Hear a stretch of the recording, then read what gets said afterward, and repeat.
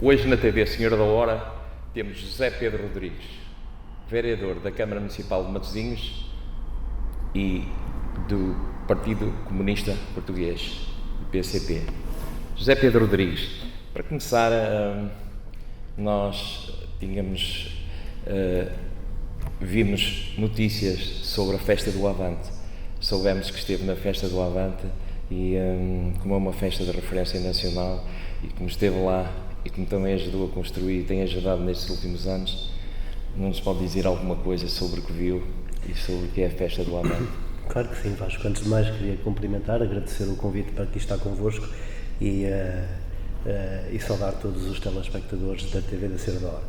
É verdade, a festa do Avante foi há poucos dias, como sabe, mais uma vez foi a grande festa da cultura e da música portuguesa, para citar as palavras de Rodrigo Leão, que foi um dos artistas convidados da festa, tem sido sempre a festa da língua portuguesa, também com muitos artistas lusófonos a marcar o programa da festa, mas com muito teatro, muito cinema, muita literatura, debates, etc. Em Matosinhos também esteve na festa do Avante. Eu sei sardinhas e lulas de Matosinhos. A participação da organização de Matosinhos tem esta particularidade de levar também o bom que a nossa gastronomia tem até ao espaço da festa do Avante, onde convivem muitos espaços gastronómicos e culturais, tradições do país, mas também um pouco participações dos quatro cantos do mundo, entre aspas, onde se pode provar um pouco também da cultura e da gastronomia de vários países africanos, asiáticos, americanos, e é uma festa, desse ponto de vista, também da amizade e da tolerância, muito vincada, muito vinculada, quero dizer, aos valores de Abril e à Revolução de Abril, e por isso também este ano com uma marca muito forte a comemorar os 50 anos da Revolução, que vai ser no próximo dia 25 de Abril, uma data redonda e que já começou a ser comemorada, digamos assim, na festa do Avante este ano. Muito bem, eu ouvi uma pessoa dizer, comentando a festa do Avante, que foi uma festa da liberdade.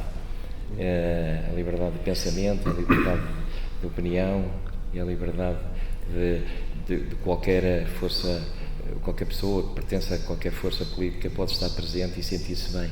E acho que a liberdade de pensamento é sempre importante e é bom que seja defendida. Muito de acordo, Vasco. Há um escritor ligado até à direita monárquica, insuspeito de simpatias com o PCP, que é o Miguel Esteves Cardoso, que escreveu precisamente isso à volta da festa do Avante, que é uma festa da liberdade, que é uma festa onde as pessoas se sentem livres e podem ser aquilo que querem ser e que são, mas é também uma festa que vai buscar às raízes da nossa cultura, das nossas tradições, mas também do progresso e das ideias de liberdade, de emancipação, de justiça, um conjunto de valores que só a festa do Avante hoje em dia acaba por corporizar. E é não só uma festa da liberdade, mas é uma festa da esperança também daqueles que acreditam, podem vir de diferentes espectros político-partidários, mas que acreditam numa sociedade mais justa, mais desenvolvida, mais fraterna, e aqueles que acreditam e batalham por isso sentem-se bem na festa do Avante, e sentem-se bem na festa do Avante a fazer muitas coisas, a apreciar boa música, boa comida, bom teatro, bom cinema, bons livros, bons debates, boas sombras, bom ambiente. Enfim, é possível encontrar um pouco da festa que agrada a todos, e há muitas famílias, muitas crianças, cada vez mais, que também encontram naquele fim de semana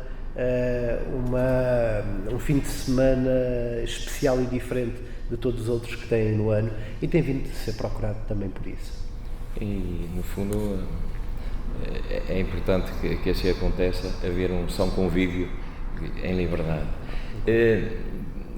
Pensando num assunto do momento, como temos um problema dos terrenos e de determinados espaços públicos que começam a ser tomados para outros fins, não o preocupa pensar que um dia aquele espaço possa ser mais um centro imobiliário? O espaço da Festa do Avante? Sim. O espaço da Festa do Avante foi um espaço que foi adquirido numa campanha de solidariedade e foi até recentemente ampliado junto às margens do Tejo, um espaço belíssimo, precisamente para servir este propósito de fazer uma festa com estas características. É verdade que temos tido espaços urbanos crescentemente pressionados para outros fins que não sejam os fins da cultura, os fins de lazer. Temos tido exemplos pelo país fora, sobretudo nas principais áreas metropolitanas, dessa natureza. Mas o espaço da Festa do Avante é um espaço diferente, é um espaço que, sendo um espaço do PCP, é um espaço que se abre à comunidade e aliás, foi certamente adquirido com essa preocupação, porque antes de se realizar ali a Festa do Avante andava de um lado para o outro. E houve uma altura que precisamente interesses político-ideológicos negaram ao PCP um espaço para fazer a Festa do Avante.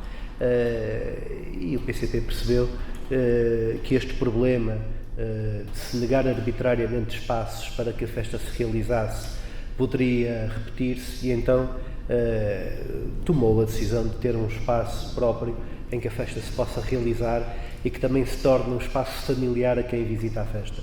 E eu creio que a Quinta da Atalaia dá precisamente essa garantia de todos os anos as pessoas saberem que há uma Festa do Avante, que é aquele o espaço da festa, que é um espaço que não é completamente novo, mas é um espaço que cresce na memória dos visitantes da festa, com árvores, com jardins, com zonas verdes e outros espaços que dão até conforto do ponto de vista da circulação, da logística, dão confiança aos visitantes da festa, com muitas coisas novas, com muitos espaços destinados aos bebés, para aquecer comida nos micro-ondas, para mudar fraldas, os pequenos detalhes que faz falta às famílias que decidem levar os bebés à Festa do Avante, até aos espaços de convívio, de alimentação, para as pessoas fazerem os seus próprios piqueniques. A Festa do Avante não é festa que vende água e tira as tampas para as pessoas não poderem abastecer-se de água. As pessoas podem abastecer-se de água potável, podem levar as suas geleiras e fazer os seus piqueniques.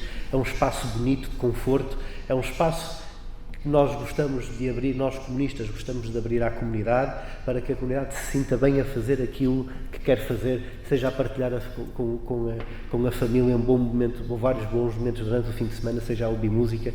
Mas esse espaço de cultura é um espaço que tem tornado a Festa do Avante única. Infelizmente nós temos visto espaços de cultura que têm vindo a ser fechados, aqui mesmo na cidade ao lado, no Porto, com o Stop, esta confusão toda de tirar os artistas dos centros das cidades. A Festa do Avante tem outro espírito. Muito bem. Estamos em Matosinhos e, portanto, já que estamos a falar em cultura, acha que a cultura em Matosinhos tem espaço suficiente e é tratada como é preciso que se trate? Eu acho que há para ela evoluir e desenvolver e sempre. Porque a cultura, eu tenho um exemplo ali há dias, que na Islândia, quando foi à bancarrota, 10 ou 12 anos, a preocupação deles foi fazer diferente. Conseguiram, através da arte, da pintura, da cultura, e conseguiram recuperar o país, e hoje é um país saudável em termos financeiros, e muito se deve a isso, pela atração que se tornou no mundo. Acha que a cultura, se fosse um pouco em Portugal e aqui em Matosinhos, talvez se fosse um bocadinho alavancada, poderia ajudar a sociedade no geral? A cultura ajuda sempre a sociedade a desenvolver-se, a evoluir e a esclarecer-se. A cultura é uma ferramenta de crescimento humano e social, não tenho dúvida nenhuma sobre isso. Matosinhos tem uma particularidade muito interessante, tem uma vida associativa, cultural, recreativa, forte, pujante. Nós entendemos, o PCP entende, que poderia haver mais espaços e um maior apoio para a mostra cultural com origem nas criações destas associações. Mais espaços disponíveis para que as associações possam mostrar aquilo que criam e o dinamismo cultural que promovem. Por outro lado, há bons exemplos. O município tem uma rede de casas, de museus, de galerias que é muito interessante. Agora com a inauguração recente do Museu da Memória, creio que apesar de tudo faz falta o Museu do Mar.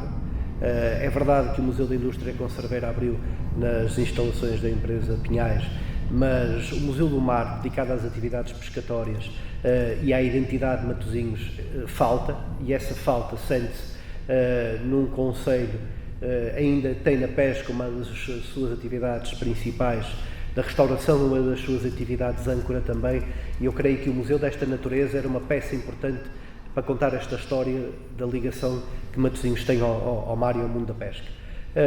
Depois tem o problema da Casa da Arquitetura, que é um centro importantíssimo e que é importante que ele esteja em Matosinhos, porque foi daqui também que saíram dos grandes nomes da arquitetura portuguesa contemporânea, mas nós entendemos e fomos dizendo ao longo do tempo que era, o Centro Português de Arquitetura não podia ser um centro de segunda só por estar em Matosinhos. É verdade que nós fomos habituados ao longo destas décadas dos grandes centros culturais estarem em Lisboa ou no Porto, e tudo aquilo que sai de Lisboa ou do Porto tem outro tipo de entendimento, de desconsideração por parte dos orçamentos de Estado. E este, em particular, esta Casa da Arquitetura, a Centro Português de Arquitetura, tem vindo a ser desconsiderado no Orçamento de Estado. A Câmara Municipal de Matosinhos tem dedicado uma parte significativa do seu orçamento ao funcionamento deste centro, e nós fomos sempre dizendo duas coisas. É importante que a Câmara Municipal pressione o Governo a assumir as suas responsabilidades em matéria orçamental, e fomos dizendo uma coisa, e há evoluções nesse sentido, temos que admitir, que a Casa da Arquitetura, o Centro Português de Arquitetura, deveria abrir-se à comunidade com mais programas educativos, com mais formações, workshops e outro tipo de abordagens que permitam à comunidade entender melhor o que é a arquitetura e esta relação importante entre os conteúdos que a Casa trata muito bem e de forma inédita e de referência em muitas áreas, mas também a comunidade que a recebe. Eu creio que há importantes passos nesse sentido. Uma envolvência maior das populações e o sentirem mais aquilo como um espaço comunitário, no fundo, um espaço de todos, para todos aprenderem um pouco de cultura e isso tudo. Sabemos também tem lá a orquestra de jazz, que é uma coisa muito importante, tem qualidade, já é reconhecida a nível nacional. Portanto foi um esforço talvez de se irem aguentando, e ainda bem que tem ali um espaço para residir e para fazer com qualidade o que também sabem fazer. Aquele centro da Real Vinícola tem essa particularidade, a sua recuperação, creio que se pode dizer que foi uma das boas recuperações arquitetónicas urbanas da zona de Matosinhos Sul, e do Concelho em particular. Claro, mas fará aí falta de dar aquela abertura. E a orquestra de jazz como diz, e bem, enfim, é um dos agrupamentos do ponto de vista cultural, artístico, que leva o nome de Matosinhos pelo mundo fora com uma qualidade que é inquestionável. Aquele espaço é também, e tem vindo a receber um conjunto de concertos e de performances artísticas ligadas à dança, à arquitetura, à música, e eu creio que precisamos mais disso. E precisávamos, aliás, e temos vindo a defender, nós precisávamos que em Matosinhos fosse encontrado um espaço que pudesse ser, agora chama-se, tende-se assim na moda a chamar-se um ninho de artistas, mas seja um ninho, seja outra coisa qualquer, que se lhe chame um espaço que permita a que vários criadores musicais, agrupamentos musicais, artísticos, de artes plásticas e de outro tipo de artes performativas possa ter um espaço de criação conjunto, com diferentes pequenos espaços, mas depois zonas de exibição conjunta, zonas de concertos, residências artísticas, que possa ali fazer fermentar um conjunto de ideias e fazer ligar um conjunto de ideias e aproximar um conjunto de artistas e de tendências que sejam elas próprias motor de criações inéditas. Nós propusemos vários espaços para esta finalidade, o antigo Cinema New York no centro de Matosinhos, aqui este espaço ainda remanescente da EFANOR, a zona que está ali, ao abandono, enfim, da torre, e aquelas instalações da EFANOR nas Sete Bicas, muito central, e foi pensado muito para isso, para haver um espaço cultural, para verdadeiramente verdade. Cultural, mas há duas dimensões. Há duas Aquilo dimensões. é muito engraçado e tem uma história muito grande, não é? Tem uma história muito grande, é muito interessante, é uma zona muito central. As pessoas que gostam da Senhora da Hora adoram aquele espaço. E veem está naquilo próximo uma de Sena Média em referência. Festa, de Exatamente, Matosinhos, do Norte. Chega-se rapidamente aqui, mas nós entendemos que faz mais falta. Há uns anos atrás a ideia era ceder o espaço a Serralves para ter aqui um espaço também expositivo do ponto de vista...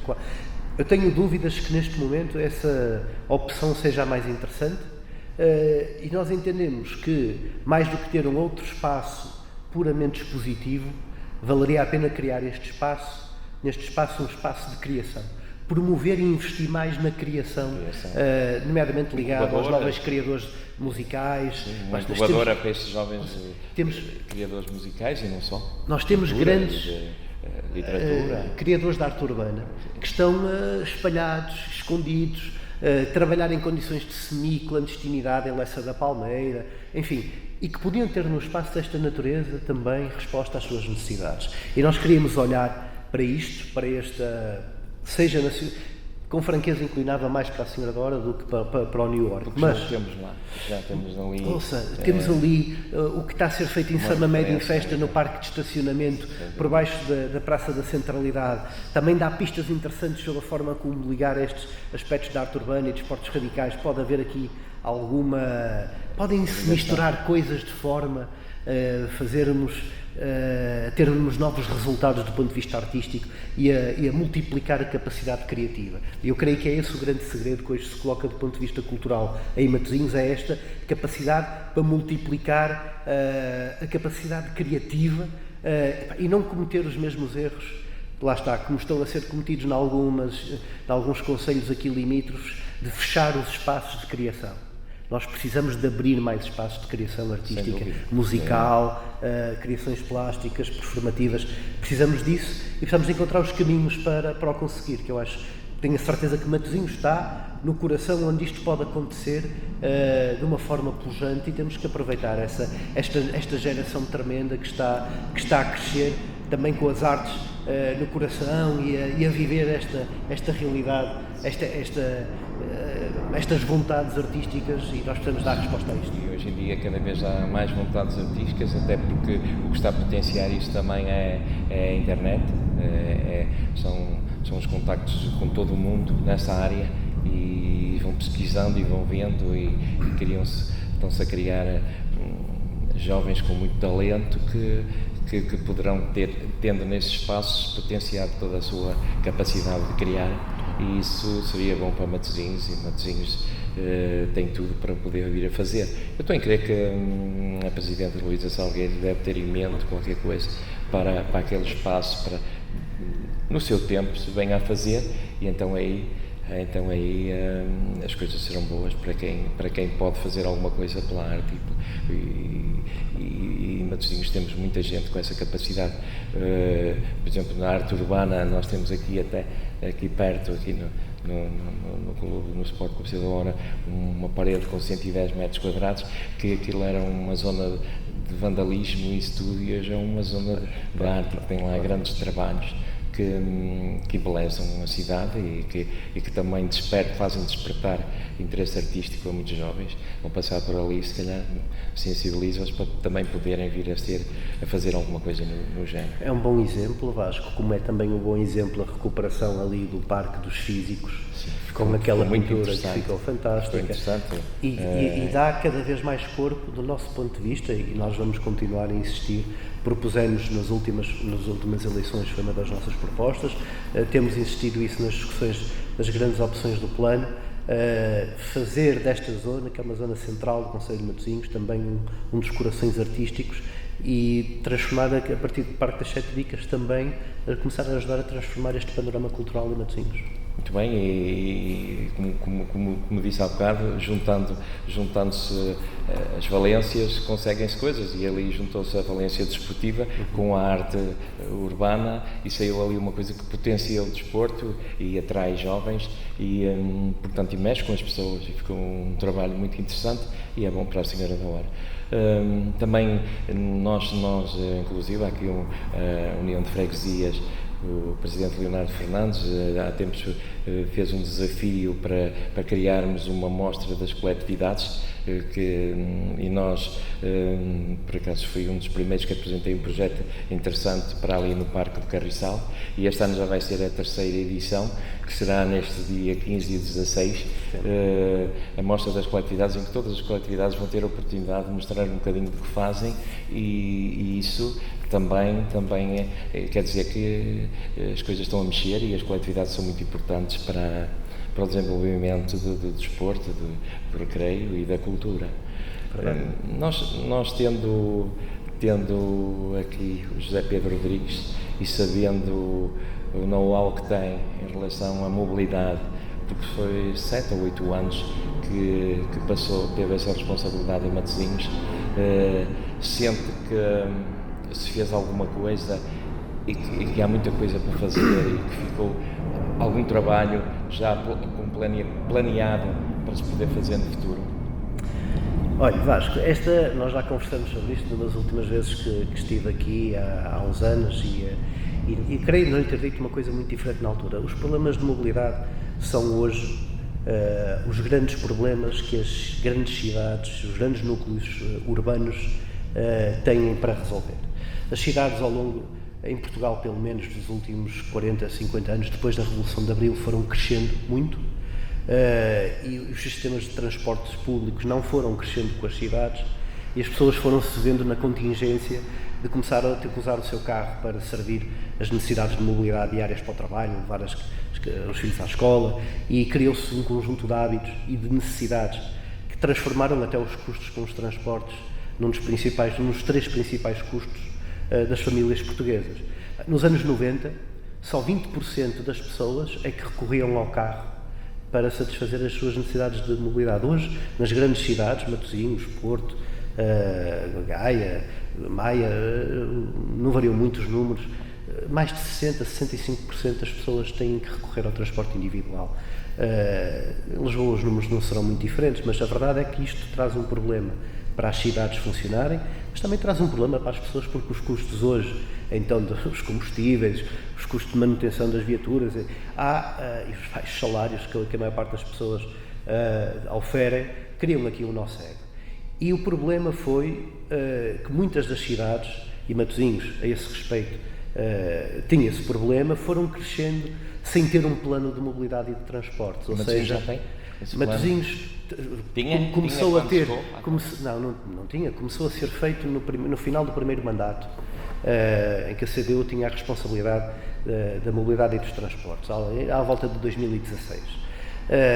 E começou a ser feito porque, na verdade, o conjunto de problemas que tínhamos para resolver era tão vasto, tão duro e difícil de resolver, que era impossível resolver as coisas de forma ocasional, pontual, e encontrar bons resultados.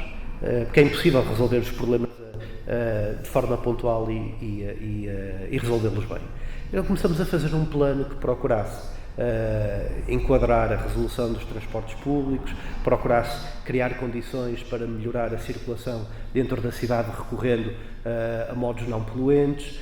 Depois, numa segunda fase, comecei a estudar um plano de mobilidade logística para acomodar melhor uma realidade que existe em Matosinhos, que é termos muitos operadores de logística, transportes pesados de mercadorias a circular com muita intensidade, que também acaba depois por ter um reflexo complicado na manutenção dos pisos e na necessidade da Câmara Municipal ter um investimento permanente na manutenção de pisos viários muito maior do que o que tem atualmente, que, como sabemos, uma boa parte dos pisos da rede viária municipal estão em más condições, mas estes problemas foram sendo problemas, que precisavam de uma resolução e de uma perspectiva conjunta. Também o cumprimento do PDM na rede viária, que ainda está há muitos anos, muitas décadas por fechar. Nós temos 10% da rede viária municipal que consta do PDM, que ainda não está construída. Aspectos que facilitam a circulação dentro da cidade, como há milhares de exemplos, mas, por exemplo, um dos que até diz mais respeito aqui é uma zona próxima da Senhora da Hora, é a ligação da A4, da Rua Cândido dos Reis, da rotunda de saída da A4 para o centro de Custóias do Cândido dos Reis, uma manga de ligação ao centro comercial Londres que permita escoar melhor o trânsito e tornar mais fluido o trânsito e a ligação da A4 à zona municipal. As ligações o problema da A4, por fazer. Algumas ficaram por fazer, como esta, outras não ficaram bem feitas, faltam passeios, faltam ligações confortáveis. Os passeios e da limpeza é uma das coisas que podemos ir já lá, mas deixa-me só dizer em relação à mobilidade outros dois problemas que são problemas que têm causam um grande dano no concelho de Matosinhos. É o problema das portagens nas SCUT, estávamos a falar da A4, as portagens nas SCUT em Matosinhos são uma dor de cabeça para as empresas e uma dor de cabeça para as famílias, as pequenas e médias empresas que têm de fazer a sua vida dentro do concelho, têm que pagar portagens e que são um custo tremendo, sobretudo nesta altura. As famílias a mesma coisa, para trabalhar, ter que pagar portagens dentro do mesmo concelho é uma coisa que não cabe na cabeça de ninguém. O líder do PSD esteve aqui, o Bruno Pereira, e disse que até era ilegal. Mas é ilegal, mas na Assembleia da República passaram governos PS e passaram governos PSD e ninguém acabou com as portagens nas SCUT. Dizemos que é ilegal, mas quando há a oportunidade de acabar com elas, ninguém acaba com elas. E o problema é que nós estamos aqui, passam os anos e passam as dificuldades para as empresas e para as famílias e as coisas continuam na mesma. Como é a questão da A28. Vários governos do PS e do PSD passaram e continua sem o alargamento prometido por vários destes governos, que era o único alargamento que falta fazer. Para norte já foi alargada a A28, para sul da rotunda dos Produtos Estrela, a antiga rotunda dos Produtos Estrela, também já foi alargada, mas aquele troço continua a ser uma dor de cabeça para as pessoas. Agora, o que é que o Estudo de Mobilidade e Transportes nos permitiu? Começar a fazer. Alargar a rede de transportes público. Matosinhos criou 7 linhas de transporte público no último mandato, em que fui vereador do área dos transportes. Melhorou um pouco, do ponto de vista da qualidade. A maré, as coisas foram melhorando ligeiramente. Não foram melhorando à velocidade que nós precisávamos. Mas houve algumas ligações que foram feitas. Mas houve 3 coisas que foram feitas. Eu diria 3 coisas. A uma velocidade mais rápida para resolver problemas mais complicados e uma outra coisa que acabou por ser uma mudança a médio prazo. As mudanças rápidas foram criar 7 linhas de transporte para servir núcleos que não tinham transporte público há mais de 20 anos, as pessoas sabem isso, para o norte do concelho, sobretudo. Em segundo lugar, integrar todos os transportes públicos privados na rede andante, e fizemos isto mais de um ano antes de todos os outros municípios, o que poupou muito dinheiro às famílias que usavam transportes públicos em Matosinhos. Coisas essenciais que precisam. Claro. Criar o passe gratuito para os alunos, o passe Maré. Também teve a ver. Quando eu saí estavam cerca de 1.700 alunos. Sim. 1.700 alunos significa que 1.700 passos deixaram de constituir uma preocupação das famílias. Isto é uma coisa muito significativa. Estamos a falar de muitas dezenas de euros ao fim do mês. Muitas. Isto é uma coisa que ajudou imediatamente as pessoas. Sabe, o PCP, quando há 20 anos, defendeu na Assembleia da República a ideia de um passo único para todos os transportes nas áreas metropolitanas, toda a gente disse que os comunistas eram malucos, era uma utopia, aquilo não podia ser, não fazia sentido nenhum, era uma medida demagógica. O António Costa ontem disse foram que precisos, até aos 23 anos ninguém vai pagar. Foram precisos 25 anos para esta medida ser criada, ser aplaudida. Evidentemente, nunca ninguém dá razão de mãos dadas, mas a verdade é que nós tivemos razão antes do tempo. Agora não precisamos que nos deem razão, mas temos a certeza e a consciência que tivemos razão antes do tempo, porque se nós tivéssemos tido estes passos há 20 e tal anos, as cidades hoje não tinham o aspecto que têm, não tinham os carros que têm e não tinham o peso dos orçamentos nas famílias para os transportes não era aquilo que é hoje. E podíamos ter resolvido muitos problemas. Nós podemos dizer mais vale tarde que nunca, é verdade. Mas a verdade é que em Matosinhos fizemos na prática aquilo que fomos dizendo que devia ser feito e teve reflexos. cresceram o número de utilizadores, as famílias ficaram aliviadas. Cresceram bastante, o número de utilizadores de transporte público. Cresceram muito. Ouça, veja a quantidade de mensagens também que recebi de pessoas com problemas ou deficiências com incapacidade igual ou superior a 105%, que também passaram a ter passe grátis, que me escreveram com sentimento de gratidão, não é de gratidão que nós esperamos, mas a reconhecer para eles e para outros a importância de ter um passe com estas características.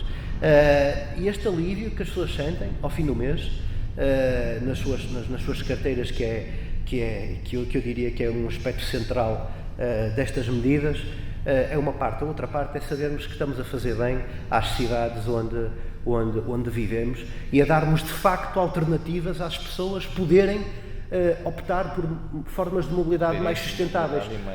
Porque não falta quem fale ao Vasco, não falta quem fale que é preciso as pessoas mudarem para hábitos de mobilidade mais sustentável. Não falta quem fale. Mas depois, olha, linha de Leixões, há quantos anos está por abrir? A linha de Leixões é... A extensão do metro do Porto, para aqui, para Matosinhos, do Hospital de São João aqui para a Senhora da Hora, ou para a Lessa da Palmeira, passando por Samamed. É preciso dizer para as pessoas que é preciso elas deixarem o carro em casa e andarem por transportes. Se elas não têm alternativas? Pois, esse é que é o problema. É que nós precisamos de alternativas, precisamos de horários que sirvam as pessoas, precisamos naturalmente de carros com conforto, frequentes, etc. Mas precisamos de levar o transporte público até onde as cidades foram crescendo. E para isso é preciso investimento, e para isso é preciso que o Governo não diga só, como disse em 2018, a Assembleia da República aprovou uma resolução para que o Governo estudasse a abertura da linha de Leixões. Não foi o Governo que estudou, o Governo ficou quieto. Foi Matosinhos, eu estava no mandato anterior, 2017-2021. Porque apareceu na comunicação social. Pois foi. Que fez esse trabalho e que... Mas fizemos este trabalho porque o Governo, que tinha a obrigação de o fazer, não o fez. E em 2020 já tinha o meio caminho andado para as coisas poderem andar para a frente, não é? E aquilo continua na mesma. O Governo tinha uma desculpa. Não sabia, não tinha dados, não tinha estudos de procura, não sabia o retrato e como é que havia de abrir a linha. Não sabia, nós estudamos e apresentamos o estudo em 2020. E era sustentável. E era tanto para a linha de Leixões como para a extensão da linha de metro. Ambas são importantes para Matosinhos. Ambas são complementares. Servem algumas comunidades, mas servem muitos utilizadores diferentes. A linha de Leixões, em particular, liga ao Hospital de São João, liga núcleos importantes urbanos densos como Samamed e Infesta, liga núcleos industriais e empresariais importantíssimos na faixa da Via Norte, na Matosinhos e Lessa da Palmeira, Guifões, Lessa do Balio. Tem um conjunto de serventias que são únicas no concelho de Matosinhos. Cruza com a A3, cruza com a A28, cruza com muitas zonas que o próprio município está a procurar valorizar do ponto de vista do turismo ecológico. Há todas as razões para esta linha abrir, mas o Governo dizia que não tinha estudos. Então Matosinhos fez, eu conduzi esse estudo com os serviços do município, que fizeram um trabalho extraordinário, com um apoio de uma empresa externa, em particular para esta área. Um estudo ficou tão bem feito que foi apropriado pela área metropolitana, as conclusões do investimento, as conclusões da procura, e foi incorporado no Plano Ferroviário Nacional. Agora, o que nós não queremos, Vasco, e eu lanço esse apelo aos telespectadores da TV da Senhora da Hora, é que o Plano Ferroviário Nacional vai até 2050. O Governo, em 2018, ficou com esta obrigação da Assembleia da República de avançar com a linha de Leixões. Os estudos estão feitos. Foram estudos que estão validados e as suas conclusões são consensuais, quer pela Secretaria de Estado, por todos os agentes, movimentos cívicos, pela própria CP. Toda a gente diz que aquilo está bem feito, é preciso colocar os apiadeiros no sítio certo e a linha pode abrir. Nós não precisamos de investimentos vultuosos. Os apiadeiros não têm que ser obras absolutamente extraordinários. As Têm que ser apiadeiros são confortáveis Tem para uns azulejos giríssimos. A maior parte delas já estão construídas e são obras de arquitetura emblemáticas da Ferrovia Nacional. Tem a ver com a ferrovia e até com Matosinhos, com o mar, porque isso seria muito interessante até para o turismo. Uma atração turística muito interessante. O meu bisavô paterno fez trabalho de cantaria na Estação de Leixões. Que é muito gira. A Estação de Leixões, a Estação de São Médio em Festa, são maravilhosas.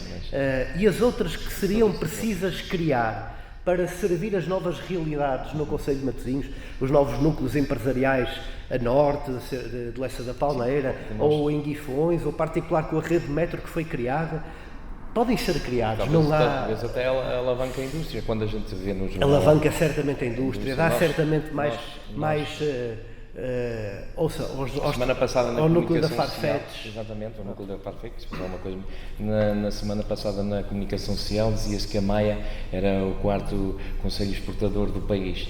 Você veja, Matosinhos também com certeza com essa mais-valia, provavelmente era capaz de irmos lá e acha que isso tem pernas para andar, que isso vai sair de papel.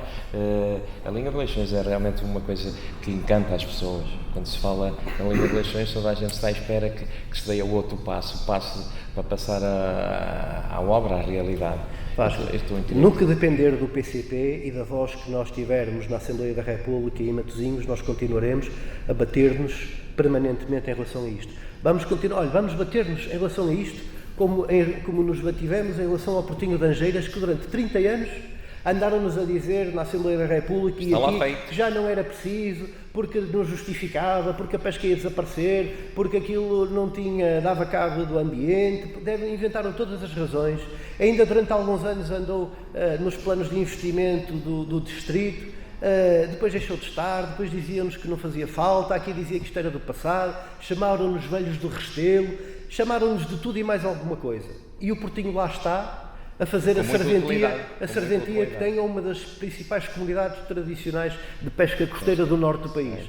E nós vamos continuar a fazer o mesmo em relação à linha de Leixões, precisamente por aquilo que acabou de dizer. Porque nós não desistimos da linha de Leixões, porque nós não desistimos de ter um tecido empresarial e industrial do país. Há quem custe, e nós não somos desse. Há quem conviva bem com um território que é marcado pelo crescimento apenas do comércio, dos serviços e da habitação. Mas não chega. Há alguns partidos e sobretudo algumas tendências liberais que acham que isto basta.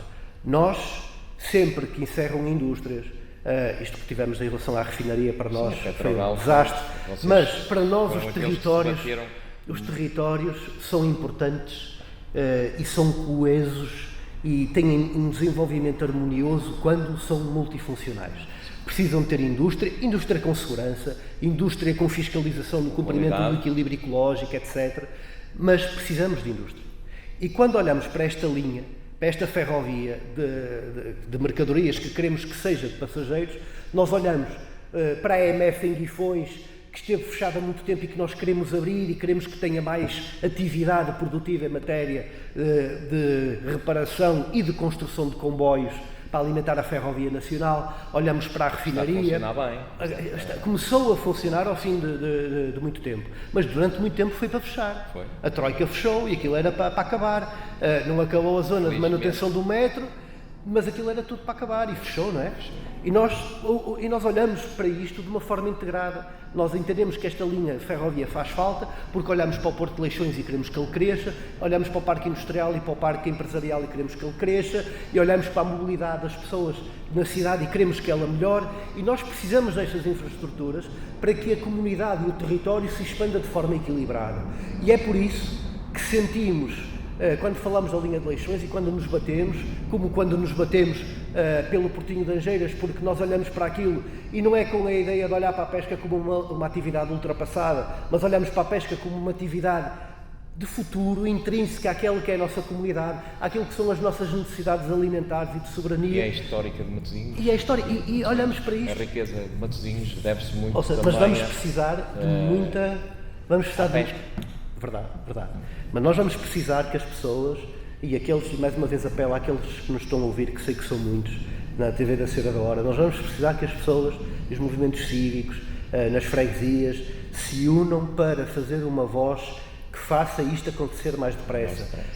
Os estudos estão feitos, a linha está lá, não é preciso investir na linha, é preciso investimentos menores para que esta abertura à linha a passageiros aconteça. E é um desafio que lanço, também se unam, a voz do PCP não faltará nesta caminhada, e vamos continuar a bater e apelamos a todos também que o façam. Muito bem. Nós aqui também, o metro da Senhora da Hora para São Mamede, que depois faria a ligação a todo esse conjunto de infraestruturas que falou, também se vem falando, vem-se falando e as coisas têm ficado pelo inteiro. Vemos a ser ultrapassados por Gaia, vemos a ser ultrapassados pelo Porto. Quando é que chegará o PCP não se bate também por isso, para que a Senhora da Hora, São Mamede e esta ligação à linha de Leixões e não só, seja uma realidade? O PCP também se esforçou por isso, e estando na mobilidade em Matosinhos, com certeza que sentiu que podia fazer alguma coisa. E também não fez, não aconteceu nada. Pois, ouça, mas repara uma coisa, o investimento no metro é um investimento nacional e é um investimento que só acontece quando a nível do o governo assume.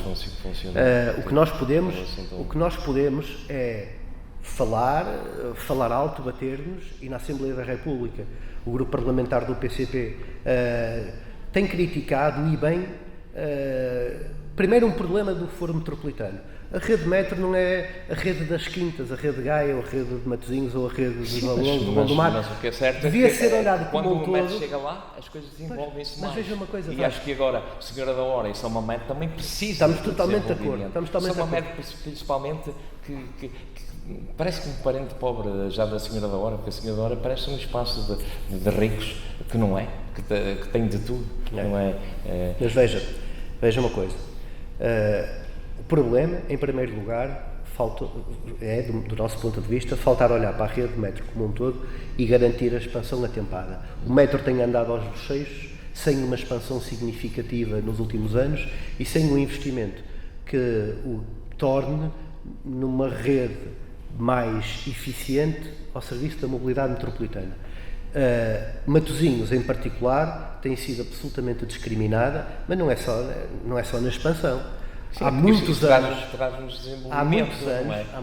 inclusive como ter indústria, o pessoal tem que se desmobilizar, o pessoal tem que andar, tem que ter mobilidade, e para isso precisa ter a preços acessíveis, ter uma linha de metro que é muito rápido e muito eficiente. Estamos de acordo. E assim vamos ficando para trás. Não foi só nos grandes investimentos. E nós gostamos de Estamos de acordo. Mesmo enquanto vereador da mobilidade, e todas as reuniões que tive com a administração do metro do Porto, e o PCP na Assembleia da República e na Câmara Municipal, foi batalhando e pressionando para que esta expansão aconteça e acontecesse. Não é um problema que se possa dizer o município resolve com o seu orçamento. Não pode. Se pudesse, lhe garanto que seria resolvido, porque, olha, até lhe dou exemplos muito claros. Durante décadas se foi dizendo que era preciso abrir um acesso de emergência da A28 ao Hospital Pedro Hispano para as ambulâncias. E abriu-se? Porque as ambulâncias estavam lá. Não, olha, foi inaugurado em janeiro. Deve ter sido o primeiro ato de inauguração da Presidente Luísa. Mas eu comecei esse trabalho, com o Presidente Guilherme Pinto ainda, comecei esse trabalho numa data anterior, no início do mandato anterior. A obra foi feita terminou em final de 2017, meados de 2017. Estive a negociar com as infraestruturas de Portugal durante 2 anos e eles disseram-nos: nós não vamos fazer, se vocês quiserem assumir, assumem. Nós fizemos um acordo de gestão, nós insistimos, vocês não vão fazer, nós vamos fazer. Está feito. E assumimos a responsabilidade, fizemos o projeto, suportamos o desenvolvimento da obra e a obra foi feita. Muito bem, de grande utilidade. É evidente. Agora, isto para lhe dizer, foi uma promessa do PCP durante 20 anos, uma proposta do PCP durante 20 anos, e tive muito orgulho, enquanto vereador da mobilidade, de ter começado este projeto e o ter concluído, levado até ao fim, porque é um projeto objetivamente que ajuda a salvar vidas. Das ambulâncias, estamos a falar em milhares de ambulâncias todos os anos. Muito o trânsito ali naquela... Estamos a falar de dezenas de ambulâncias por dia que utilizam aquilo e que passam por uma zona congestionada e que 1 minuto faz a diferença entre a vida e a morte, não é? Mas ali serão Isto para lhe dizer o quê? Também se colocou, e também coloquei a questão na metro do Porto, não a obra, porque o município não tem capacidade financeira para substituir a metro do Porto e construir a linha, mas tinha para fazer... ganha dinheiro com a sua operacionalidade. Mas tinha para fazer a estação, melhorar as condições da estação da Cera da Hora. Era isso que eu ia falar para fechar. Que a estação da Cera da Hora, essa parte da mobilidade com a estação da Cera da Hora. Nós sempre fomos dizendo que era preciso casas de banho, que era preciso coberturas maiores, que era preciso passeios maiores. Nós tivemos aqui porque esta estação tem... Miranda, e ele deu uma ideia muito interessante, seria fazer mais ou menos uma cópia como a Casa da Música, enterrar a estação e depois continuar o metro enterrado até lá à frente. Sabe. Acho uma belíssima ideia. Casa da Música. Acho uma belíssima ideia. Sabe que na altura houve uma luta aqui da Cera da Hora muito grande para o Narciso Miranda enterrar a linha e fazer isso que ele agora propõe. Mas eu acho que esta proposta do Narciso Miranda de agora é muito boa. Mas sabe quem é que não está de acordo com ele? Quem é? É o Narciso Miranda na altura que era Presidente de Câmara. Porque o Narciso Miranda, que era Presidente de Câmara, achou que o metro devia ficar à superfície. E eu percebo... condicionalismos financeiros obrigaram a que se cortasse. E na altura, olha, eu creio que não estou a dizer... uma oportunidade grande de se desenvolver. Na altura era eleito da Cera da Hora o Manelo Almeida, falecido, um camarada, durante muitos anos eleito na Cera da Hora. Aqui na Senhora da Hora. Um autarca de boa memória, e ele teve nessas discussões. Nós dizíamos que não enterrar o metro para os senhorenses que conheciam bem e para os outros municípios, os cidadãos que faziam vida na Cera da Hora, o comboio rasgava a Cera da Hora em dois. E enterrar o metro era uma oportunidade de, pela primeira vez na história da Cera da Hora, criar um centro na Senhora da Hora. Uma centralidade. E essa oportunidade nós dissemos... Desenvolver o comércio, criar os quiosques. Nós dissemos que meter um metro com estas características à superfície ia continuar a matar a centralidade da Cera da Hora. Na altura disse que assim é que era bom. Na altura não se disse que não havia dinheiro, disse que assim é que sim, eu recordo-me uma reunião na junta em que houve Vasco, aberta à população, em que toda a gente pedia que fosse enterrado. Recordo-me, o PCP defendia isso fortemente. O que é certo é que... Hoje há 2 exemplos que são um problema no Concelho de Matosinhos. Isto era uma ideia fantástica, não era? Nós temos aqui enterrar a estação, como na Casa da Música, aqui ficava um espaço, e agora imagina, ficava um espaço enorme que ia desenvolver o comércio, até a indústria, e sobretudo criar mais acessibilidades e criar mais zona de convívio, espaços culturais e isso tudo poderiam nascer ali.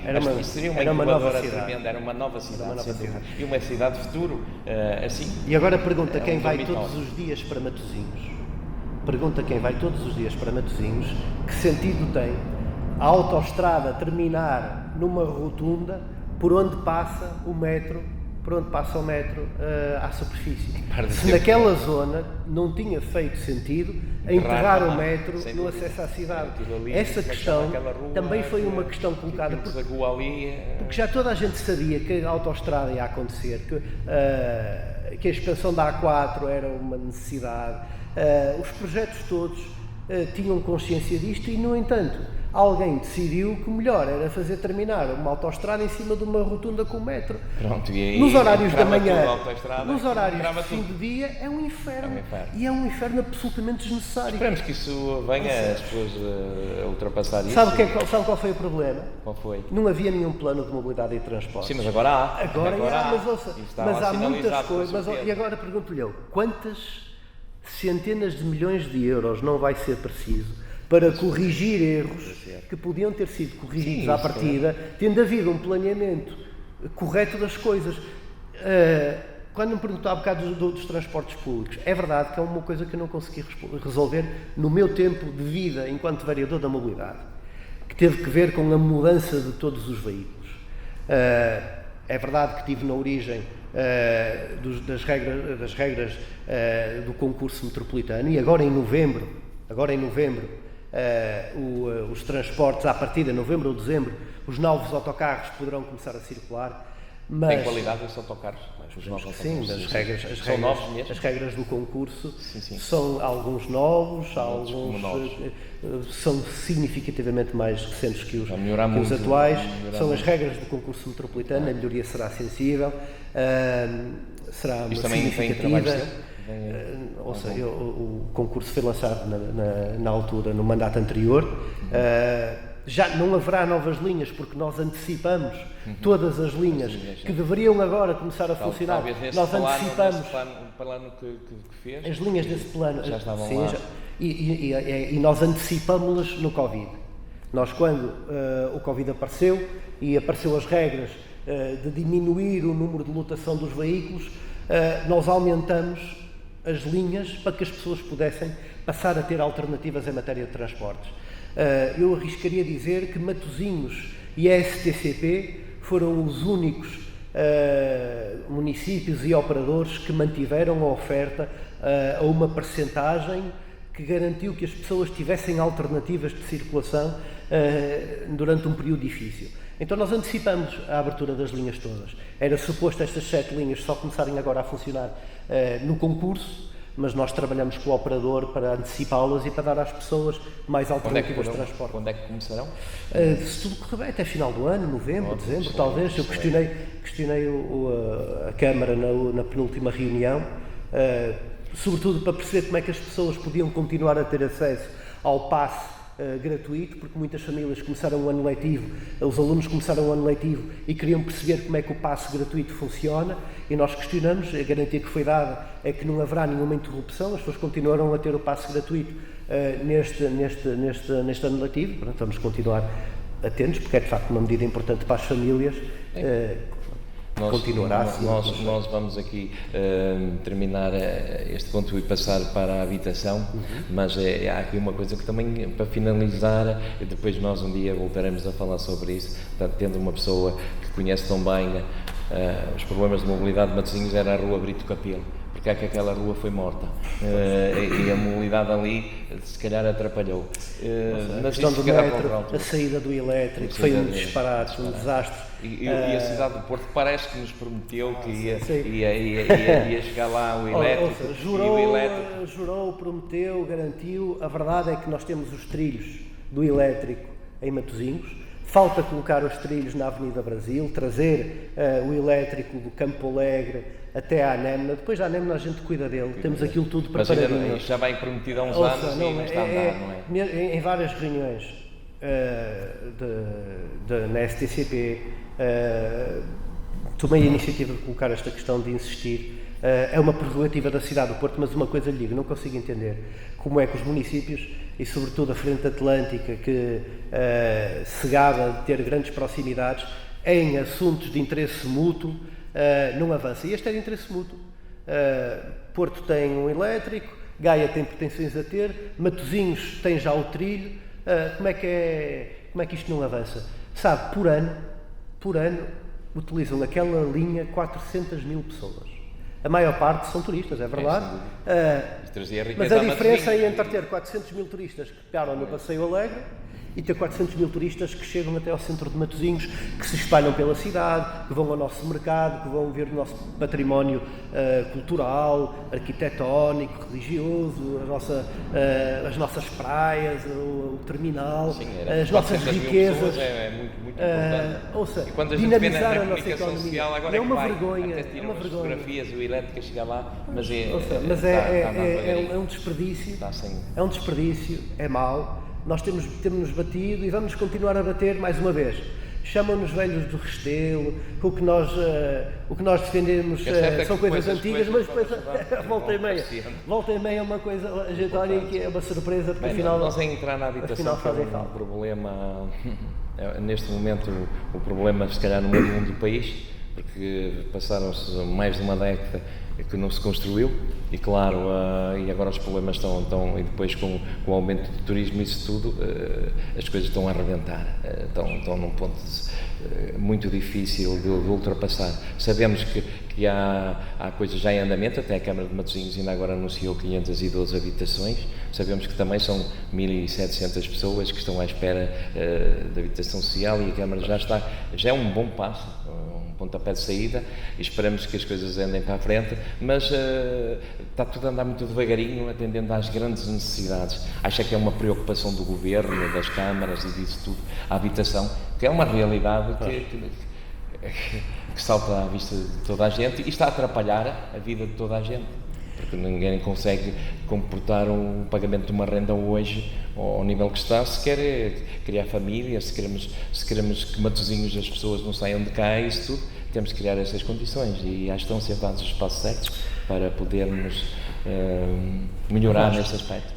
Eu cheguei a ouvir o anterior Ministro da Habitação, Pedro Nuno Santos, numa conferência muito interessante sobre a habitação, e muito enquadrado naquilo que o Governo dizia ser um investimento da habitação para que nos 50 anos do 25 de Abril esta questão pudesse ser encarada de uma forma séria.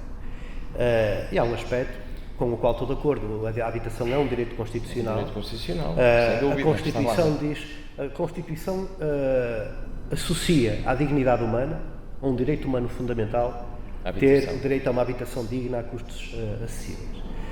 Mas o problema, o Vasco Dias 10, há décadas que a habitação pública em Portugal está estagnada. É a habitação pública, um investimento público em habitação não precisa de ser aquela construção de que muitas vezes se fala, habitação social, habitação só, entre aspas, para os pobrezinhos, aquela coisa mais caritativa para resolver problemas. O problema transversal a todas as... É uma forma errada. O problema da habitação é um problema transversal. É um direito universal. Classe média, e deixar um direito constitucional nas mãos do mercado era evidente que ia redundar na especulação imobiliária. O Primeiro-Ministro António Costa falava nisso, que deixámos realmente deixar funcionar o mercado, mas não funcionou. E agora há que pôr mãos à obra e esperemos que haja... Mas sabe que é possível, mas não é preciso deixar a casa arder. Não é preciso deixar a casa arder toda para pensar, olha, se calhar não devíamos ter deixado o fogão ligado. Isto não, as pessoas sabem, e a partir do momento em que deixa de haver um investimento público na construção de habitação, se deixa de apoiar as cooperativas de habitação para construírem habitação a custos controlados, que tiveram um papel determinante na urbanização de Matosinhos, se deixa de construir habitação que permita ter um efeito de normalização de preços e de controle e condicionamento de preços na habitação, era evidente que a especulação ia tomar conta da habitação. Quando, como a direita fez, se liberalizam as rendas das habitações. A Alemanha, por exemplo, fez isso, mas criou uma almofada para que as pessoas, no fundo, estabilizassem. Aqui foi feita à bruta. E o que é que aconteceu? A desgraça de muita gente, a desgraça do pequeno comércio, a desgraça das pessoas que... Até da classe média, neste momento, hoje há problemas gravíssimos. Hoje há problemas gravíssimos. Você tem idosos com dificuldades em ler, em escrever, dificuldades físicas, que estão a abdicar de direitos, a ser postos de fora das suas casas. Temos problemas enormíssimos, famílias... dezenas a viver numa casa. Nós temos problemas de transformação semiclandestina de espaços comerciais para a habitação. Nós temos rendas a aumentar a ritmos terríveis. Temos os custos com a habitação descontrolados. Temos famílias a sair para a casa dos pais porque não têm dinheiro para pagar as rendas, os baixos salários. Temos um conjunto de problemas muito significativos que estão agravados agora com o aumento do custo de vida, com o aumento do custo da eletricidade, com o aumento do custo da energia, dos combustíveis. Tudo torna um bolo insuportável para as famílias portuguesas. O Banco de Portugal disse que 50% das pessoas não ganham para viver. Quer dizer, mesmo estando empregadas, estando a trabalhar, o que ganham é insuficiente para uma vida mínima. Olha, está aqui o resultado da liberalização de diferentes setores da nossa economia e setores fundamentais que regem direitos fundamentais. Olha, a liberalização... Temos chamado a atenção disso. Vasco, quer dizer, liberalizaram-se as leis do trabalho e o que é que temos hoje? 70% dos contratos são precários. Isto como é que dá segurança às famílias para terem filhos? Como é que dá segurança às famílias para se comprometerem, arranjarem uma casa, arranjarem um sentido para as suas vidas com o mínimo de estabilidade? Está aqui o resultado do liberalismo das regras do trabalho. Em relação à economia, a mesma coisa. Passaram-se setores fundamentais que deveriam estar nas mãos do interesse público, passaram-se para privados. A saúde é que está como está, bens fundamentais como a água, até serviços. Nós aqui mesmo, Matosinhos, testemunhamos isso, o serviço de recolha de resíduos. Enquanto esteve na Câmara, funcionava de uma determinada forma. Passou para empresas privadas, começou lentamente a degradar a sua prestação. Hoje é uma das maiores dores de cabeça no Concelho de Matosinhos. Agora, e estamos a falar, isto pode parecer que não tem nada a ver com a habitação, mas tem tudo. Nós temos um problema grande nas nossas cidades. Nós estamos a abdicar e a ter cidades monofuncionais, onde a habitação é predominante, onde o emprego, em muitos casos, está cada vez mais distante e temos em muitos sítios dormitórios autênticos.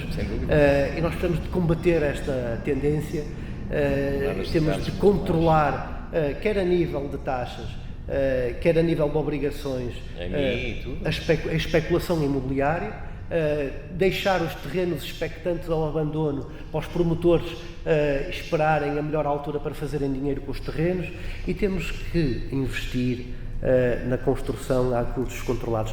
O PCP há anos e anos e anos que diz, muito antes desta crise atingir as dimensões que tem atingido, agora, nós dizemos... Dramática, agora é uma situação dramática. Nós temos cooperativas de habitação em Lessa da Palmeira, na Senhora da Hora, em Lessa do Vali, na Senhora da Hora, em São Médio em Festa, cooperativas em Matosinhos, cooperativas de habitação... é uma referência nacional. Que deram uma resposta na altura em que era preciso urbanizar Matosinhos, que muitos migrantes portugueses vieram de outras latitudes do país viver para aqui porque tínhamos uma indústria florescente, tínhamos uma economia a crescer, vieram viver para Matosinhos e vieram viver para as cooperativas, que eram um exemplo na altura, como se construía, com áreas verdes, com jardins, com zonas de sombra, de lazer, campos desportivos, e ainda hoje são uma referência. E porquê é que não se chamaram essas cooperativas, que têm experiência de construção, e porquê é que o município não lhes disse, temos estes terrenos, cedemos estes terrenos para vocês construírem, e as casas são disponibilizadas a custos não especulativos, a custos acessíveis, a custos controlados, a rendas controladas. Porque é que não se cria um parque habitacional gerido pelo município capaz de controlar, a nível de rendas, a especulação que hoje existe e ter rendas adaptadas à realidade hoje das famílias e sobretudo das jovens famílias? Isso era possível. O IRU cria concursos à escala nacional para terrenos públicos poderem ser urbanizados por cooperativas de habitação. Porque é que Matosinhos não fornece terrenos para as cooperativas construírem? Eu falei pessoalmente, e o PCP contactou com várias cooperativas que garantiram que não querem os terrenos oferecidos, que depois de construídos podem amortizar este valor ao longo de determinados anos. Precisam de linhas de crédito para construir, precisam de terrenos para construir, mas não precisam de mais nada. Depois devolvem o valor dos terrenos.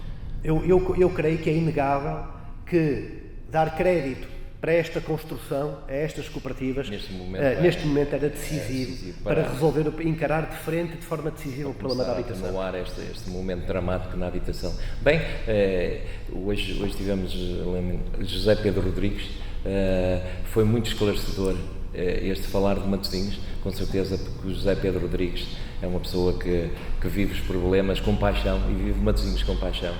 O José Pedro Rodrigues é realmente um exemplo do que deve ser o interessar-se pela cidade e pela comunidade.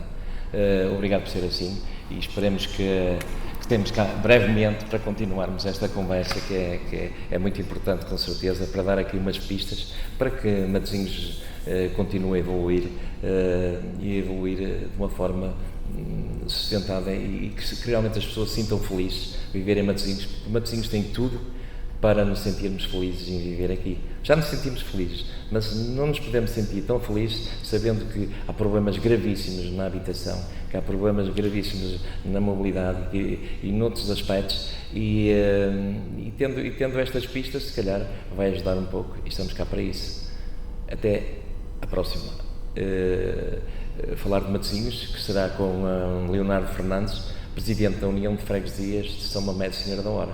É tudo por hoje.